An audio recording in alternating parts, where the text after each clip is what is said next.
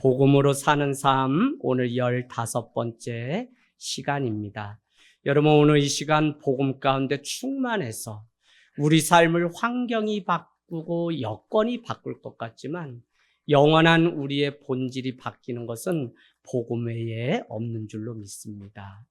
요나라고 하는 한 선지자는 불순종함으로 인해서 사람 손이 닿지 않는 바다 한가운데 던져지게 되죠. 그곳에는 아무 도울 힘이 없는 홀로 하나님 앞에 하나님이 도우시지 않으면 살 수 없는 가운데 놓였습니다. 살아보려고 자기 열심으로 노를 열심히 저었지만 그 배는 육지를 향해 가는 것이 아니라 오히려 바다 한가운데 휘몰아치는 파도 속에 잠긴 것을 볼 수 있죠. 그때 우리 인간이 할 수 있는 가장 고귀한 것이 무엇일까요? 저는 정말 우리 삶의 막다른 골목 가운데 놓일 때 그때 드리는 기도가 정말 기도라는 생각을 하게 됩니다.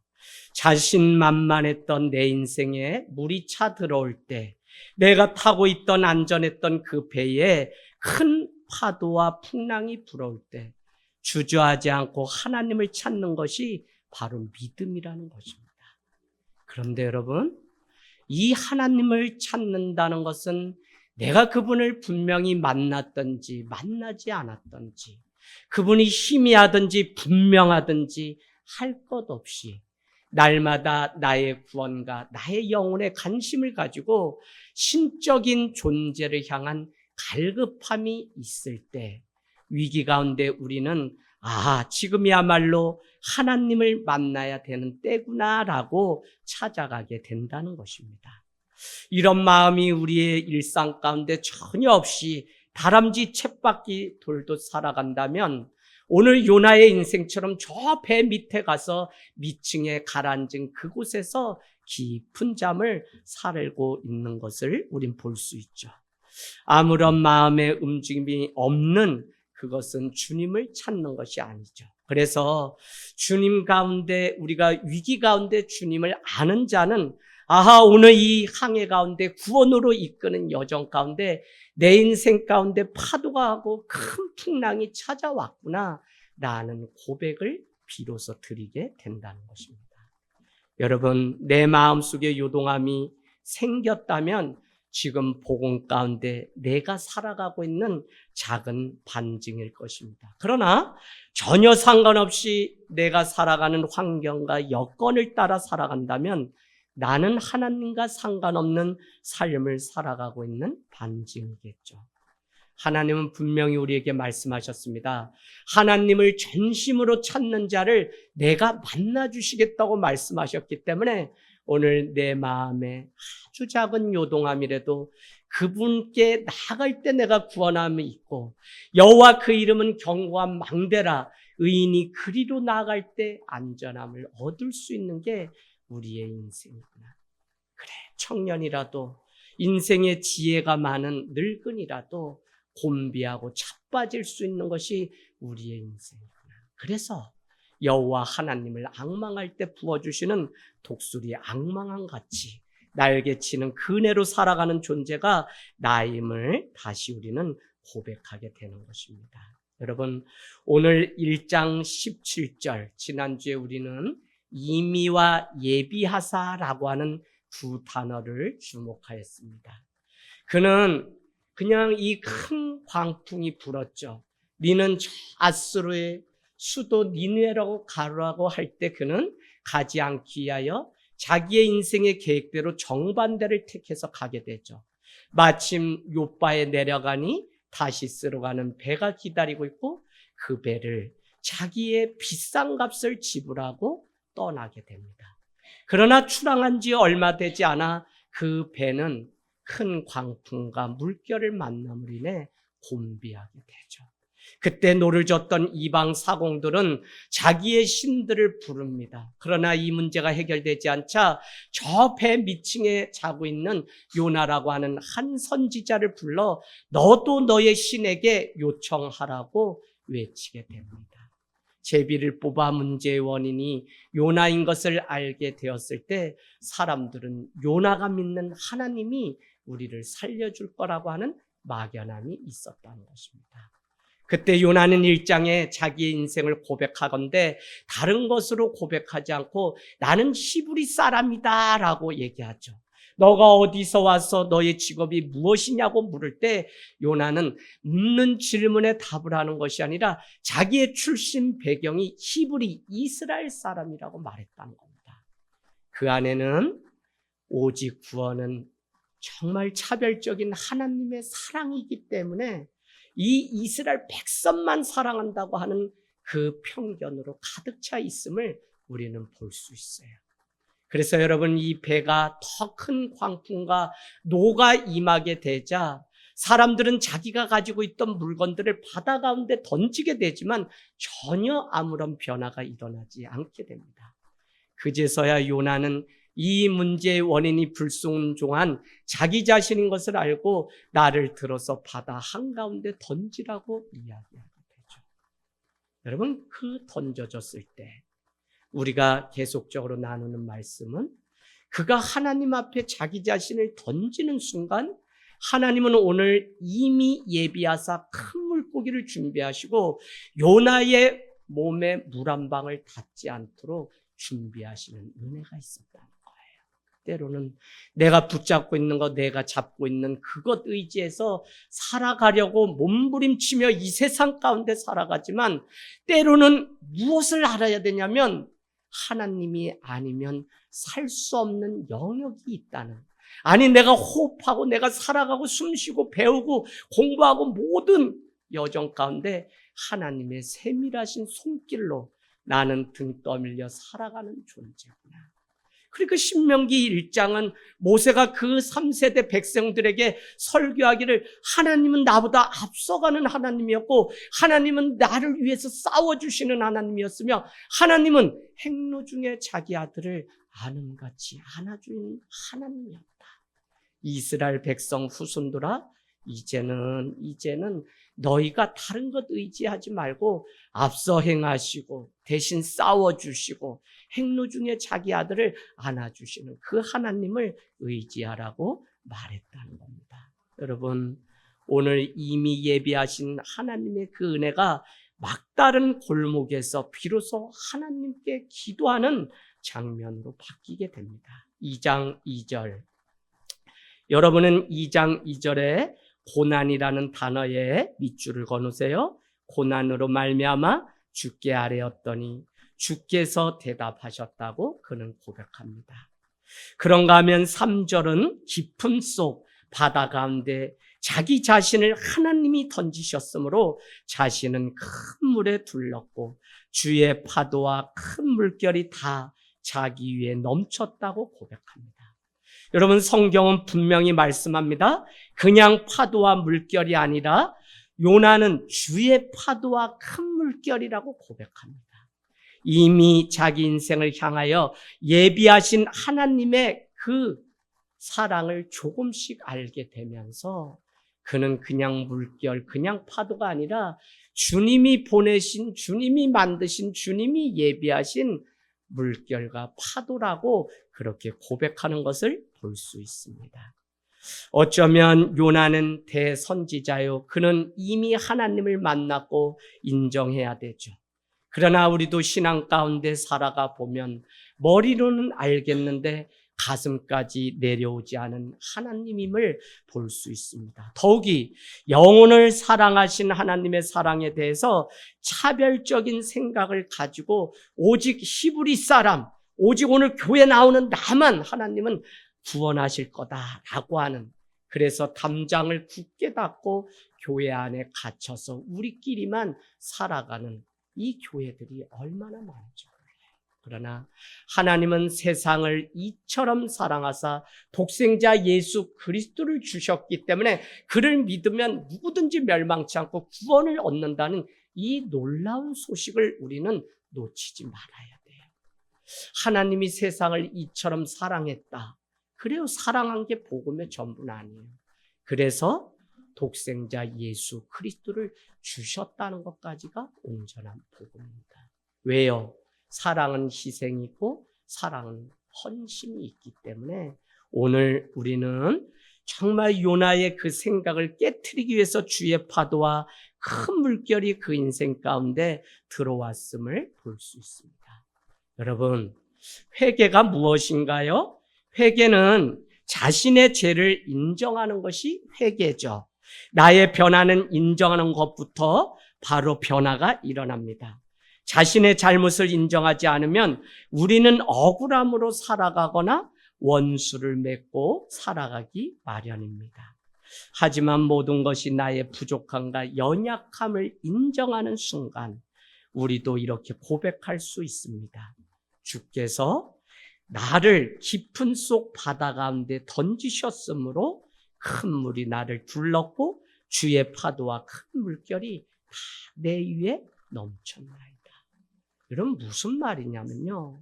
전에는 인간적인 눈으로 볼 때는 그것이 나를 삼키고 죽이려고 했던 세상의 일로 여겼는데 믿음의 안목이 열리고 영안이 열리고 보니까 내가 지금까지 살아왔던 그 눈물의 골짜기 많은 시간들이 다 하나님의 주의 물결이고 주의 파도였음을. 왜요? 하나님의 관심은 여기에 있는 저와 여러분을 구원으로 이끄시는 것이 하나님의 유일한 관심이고, 교회를 세우신 목적은 오늘도 영혼을 구원함이 유일한 목적이기 때문에 오늘 우리를 구원하신 유일한 이유는 구원하신 하나님의 영광을 세상 가운데 드러내게 하시는 그 구원만이 목적이기 때문에 우리가 죽고 다 쓰러져서 넘어진 것 같지만 그 속에도 하나님의 계획이 있다는 거예요. 그래서 우리는 이미 예비하사, 이미 정하사, 하나님이 우리의 인생을 향하여 손을 내미시는 그것을 깨달을 때 우리는 4절 말씀과 같이 고백할 수 있습니다. 4절 같이 읽겠습니다. 시작. 내가 말하기를 내가 주의 목전에서 쏙 다시 주의 성전을 바라보겠나이다 하였나이다. 아멘. 아멘. 여러분, 시험 들어보셨어요? 어떤 분은 그래요.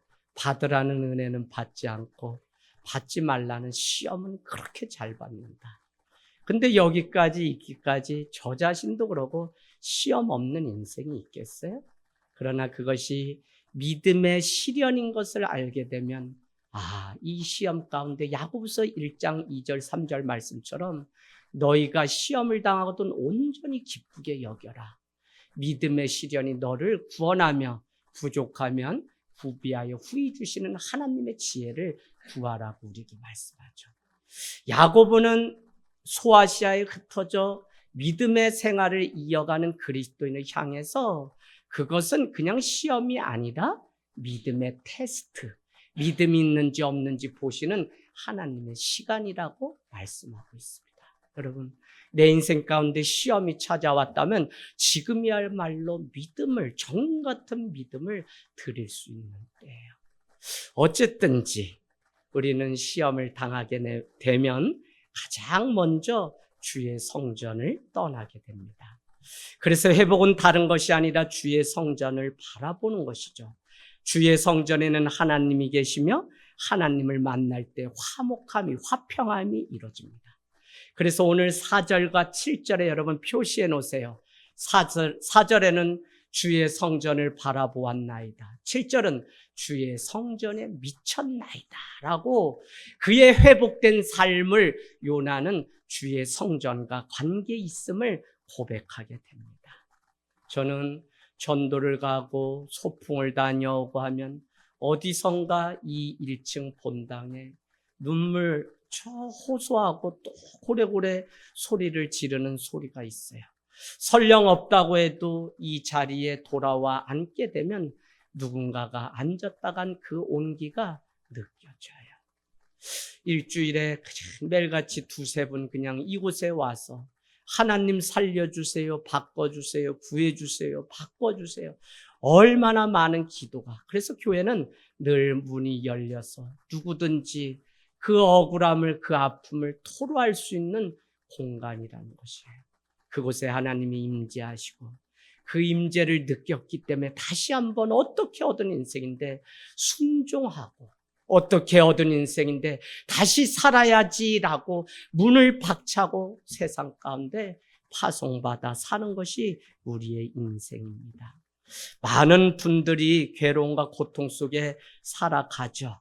하나님과의 은밀한 기도를 올려드리는 성도들의 삶을 볼 때가 있습니다. 여러분, 우리가 사는 방법, 성도가 사는 방법은 그렇습니다. 주의 성전 외에는, 그 안에 머무는 것 외에는 없어요. 그래서 은혜가 있으면 그냥 교회 가고 싶고 멀어도 상관없어요.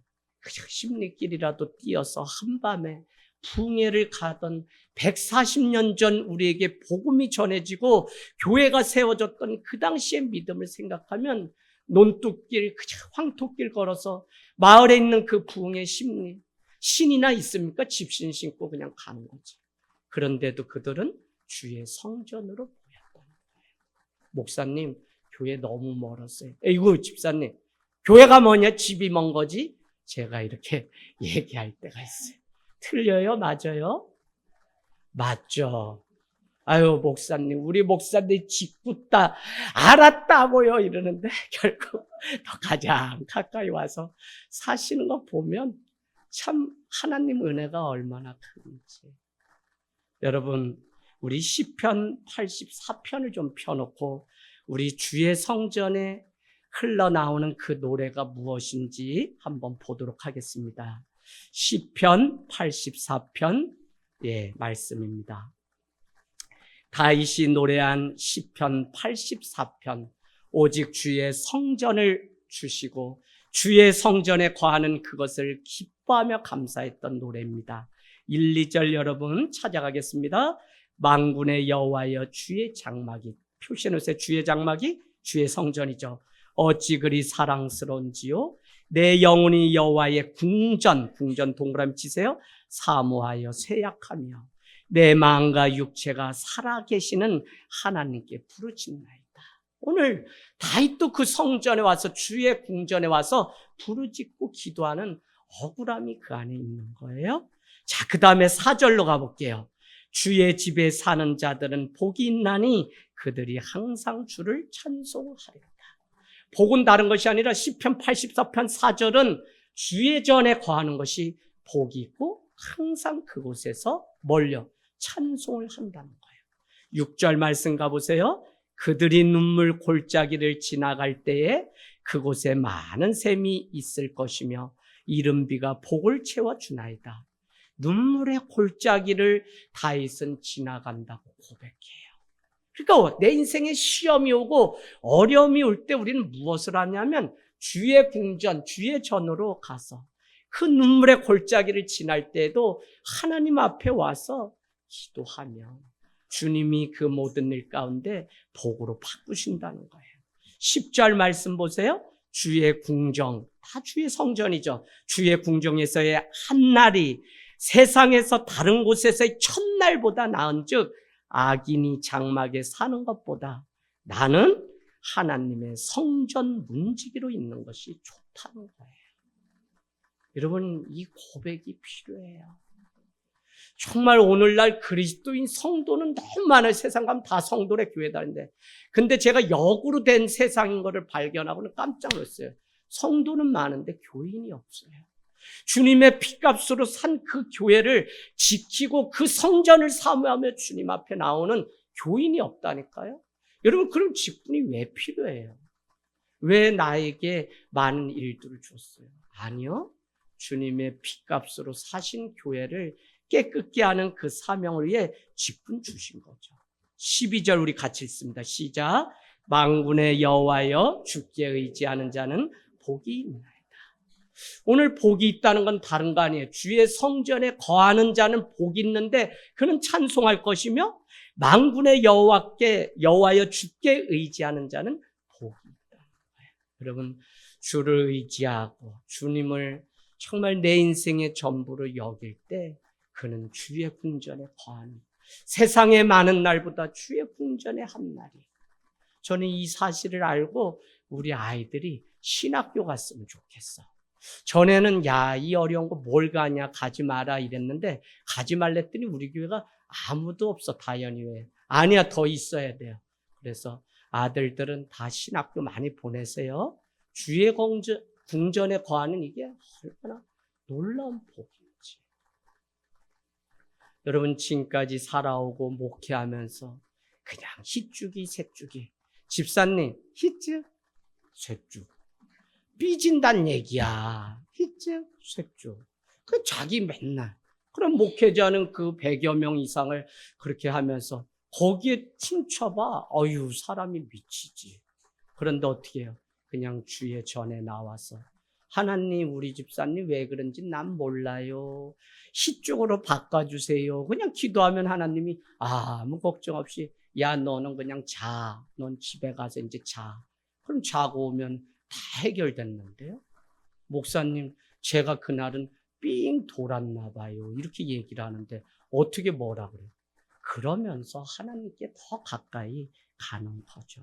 여러분, 만일 내 인생이 주의 성전을 사모하고 날마다 그 문을 향해서 눈을 들어 나가기를 기뻐하는 삶이 되어가고 있다면 지금 분명한 것은 은혜의 강물 가운데 나는 나가고 있는 것이며 회복의 다리를 건너 하나님을 사랑하고 있는 것이 분명하다는 것입니다.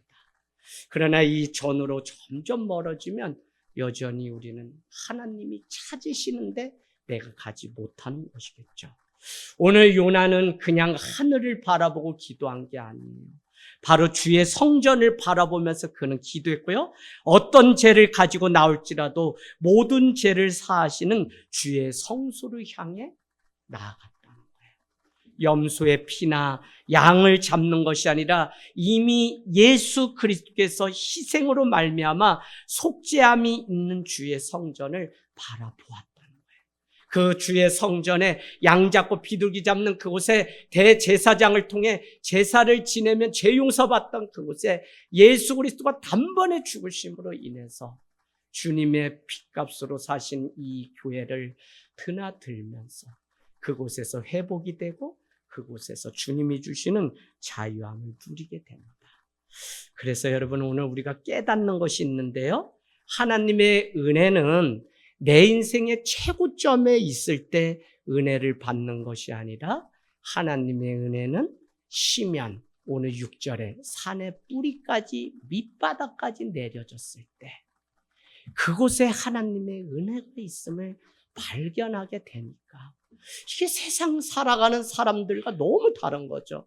곳간에 뭐가 채워지고 뭐를 살면 세상 사람들 그게 기쁘고 그게 영혼을 사는 줄 아는데 우리도 그래서 잠시 잠깐 그렇게 사는데 그 집 사야 뭐 잠깐 기쁠 뿐이지 영원한 기쁨이 못 되는 것을 훈독하고 심지어는 저 사람을 만나서 가정을 이루면 행복할 것 같지만 그것도 오래 안 가는 거 보면 참 신기하다니까요.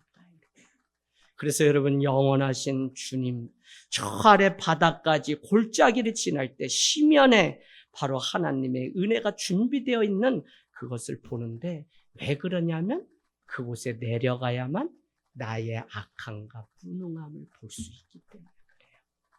그러면 여러분, 지금도 왜 내 인생 가운데 문제가 꼬이고 계속 이렇게 답답한 삶을 살아가냐면 어떤 면에서는 나의 무능과 악함이 다 드러나지 않았기 때문에 그래요. 이것이 내 안에 있는 상처가, 부모님 잘 들으세요? 이것을 자녀에게 물려주지 마세요. 내 때 예수 믿고 온전히 끊어야지 정신적으로 심적으로 내 안에 있는 이 고통이 자녀들에게 그대로 가는 것이에요. 아니요, 나의 죄야, 나의 무능함을 그대로 주님 고쳐주십시오.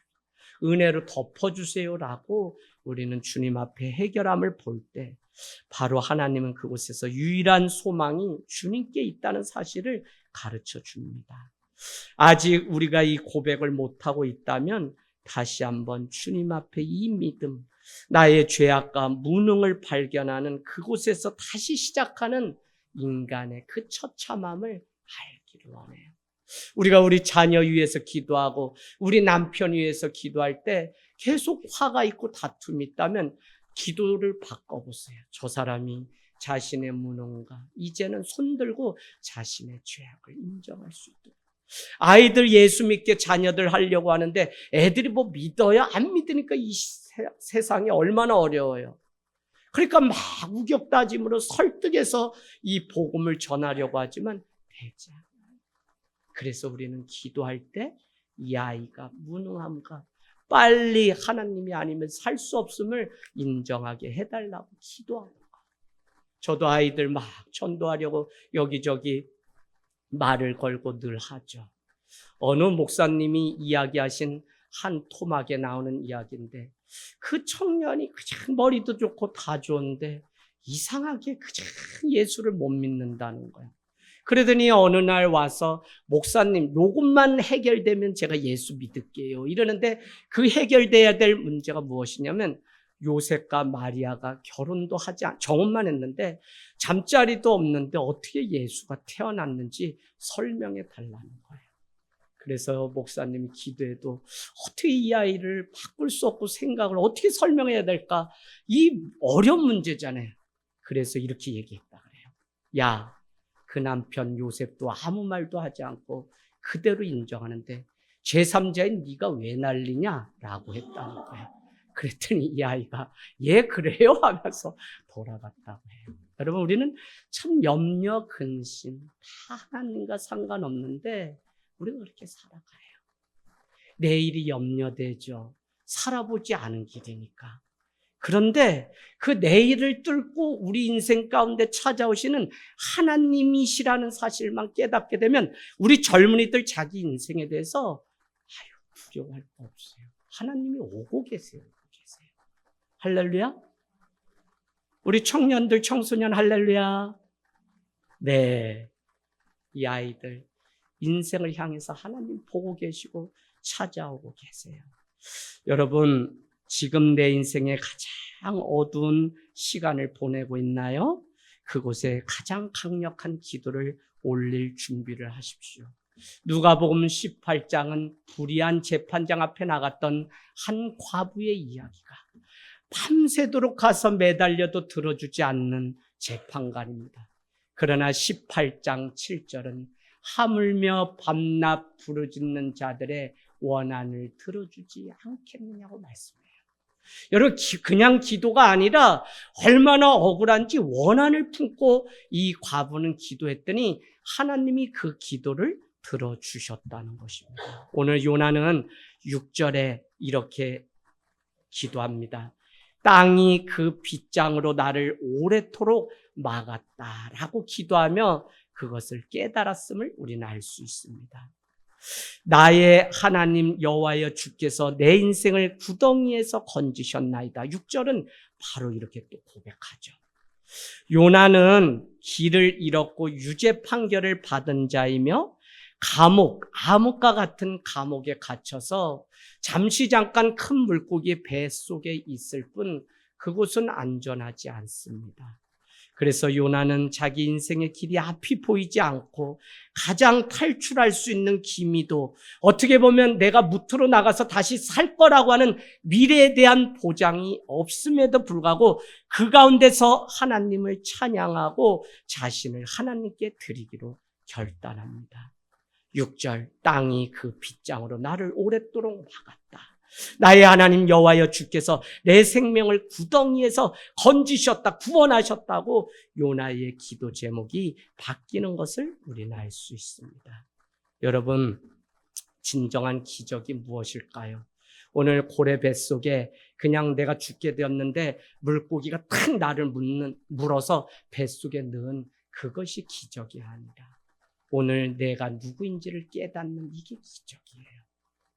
진정한 변화는 내가 죄인이고 내가 아무것도 아닌 사람임을 깨닫는 데서부터 변화가 시작된다고 여러분께 말씀드렸습니다. 나의 죄를 인정하고 하나님 앞에 고백할 때 그 결과로 깨어진 관계가 다시 회복되는 것. 그래서 태초에 하나님이 천지를 창조하셨다고 하는 창세기 1장 1절이 왜 중요하냐면 태초에 하나님이 많은 것들 중에 인간과 관계를 맺었다고 하는 선포라고요. 그래서 신앙은 관계인데 죄는 무엇이냐? 이 관계가 끊어진 거예요. 그래서 사람을 미워하고 살인하는 자리에 늘 우리는 게으름을 피우며 방종의 자리에 가는데 그럼 부흥과 회복은 뭐냐? 끊어진 이 관계가 다시 이어지는 거예요. 그러려면 오늘 내가 누구인지를 하나님 앞에 온전히 인정하는 거예요. 참 세상 어리석어요. 뭐 엄청 열심히 살아요. 그리고 잘나기도 했어요. 똑똑해요. 근데 뭐는 없냐면 믿음은 없어요. 왜 그러냐? 자기가 얼마나 무능한 사람인지 모르는 거예요. 박사래야 그 하나 아는 것뿐이지 아무것도 아는 것을 모르기 때문에 그래요. 여러분 9절을 참 은혜되죠? 9절 가보세요. 그렇게 변화되지 않았던 요나의 고백에 변화가 일어나기 시작합니다. 뭐라고요? 구원은 여호와께 속하였나이다. 표시해주세요. 구원은 여호와께 속하였나이다. 신구약 성경에 흐르는 한 가지 핵심이 뭐냐면 구원이 하나님께 있다는 거예요. 구원은 하나님으로부터 시작되었고 하나님이 완성해 줄 거지 우리로서는 도저히 불가능하죠. 그래서 우리는 스스로 구원하려고 노력하지도 않을 뿐더러 우리는 구원할 수도 없다는 것이 복음입니다. 오직 하나님의 은혜로 말미암아 구원을 얻었다는 것이 복음이죠. 그릇된 자들, 종교는 이것을 뒤집어서 너는 충족성과 완전성을 구비하지 못했기 때문에 구원받지 못한다고 우리를 위협해요. 그래서 여러분 종교는 우리를 두려움으로 위협한다.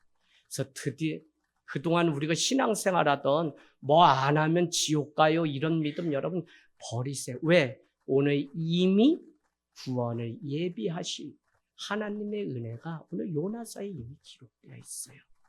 우리는 그날 아직 완성되지 않은 그날 아직 하나님과 터치다운하는 그 눈으로 보고 손으로 만지는 그날 모든 구원은 완성돼요. 이것을 존 웨슬레는 기독인의 완전해서 죽음이라고 얘기해요. 성도가 거룩하게 믿음을 가지고 살다가 죽는 날 비로소 우리는 완전해지는 것이지 우리는 완전하지 않아요. 늘 성화의 여정을 통해 칼빈의 교리와 같이 전적인 하나님의 은혜로 구원받음을 깨닫고 우리는 또 낮아지고 낮아져서 그 은혜 앞에 머무는 이 삶이 너무 필요하다는 거예요. 여러분 말씀 마치려고 합니다. 늘 구원을 향한 마음의 열정이 우리에게 있습니다. 지금 이 땅의 모든 왕과 군주들은 다 무덤 속에 있어요. 오직 한 왕만이 죽음과의 싸움에서 승리했습니다. 그가 예수 그리스도예요. 이 복음만이 우리가 붙잡을 유일한 소망. 하나님의 아들 예수 그리스도는 복음의 시작이라.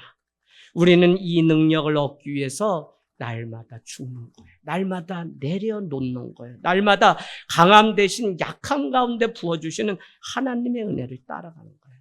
이것이 복음의 역설이면 내 인생이 무능한 그곳에 비로소 구원이 시작되는 하나님의 놀라운 계획을 우리가 보는 거예요. 그러니까 어떻게 해요? 그냥 살아가다가 힘들고 처참해지면 그냥 슬퍼하지 말고 바로 그 순간 그 자리에 무릎을 꿇으라고요.